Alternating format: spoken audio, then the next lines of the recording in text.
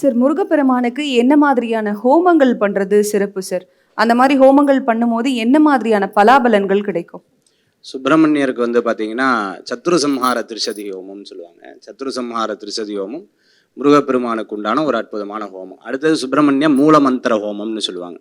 சுப்பிரமணியருக்கு உண்டான மூல மந்திரத்தை கொண்டு ஹோமம் பண்ணுவாங்க. சுப்பிரமணிய காயத்ரி ஹோமம் பண்ணுவாங்க.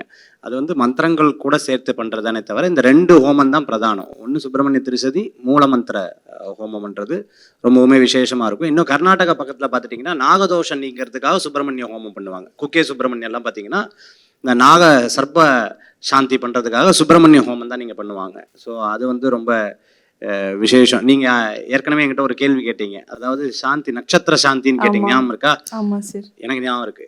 எனக்கு அதே மாதிரி சர்ப்ப சாந்தி பண்ணுறதுக்கு சுப்பிரமணிய இது வந்து குக்கே சுப்பிரமணியால பண்ணுற வழக்கங்கள் வந்து இருந்துட்டு இருக்கு. அப்போ பிரதானமாக இந்த 3 ஹோமங்கள் பண்ணுறது தான் ரொம்ப விசேஷம்.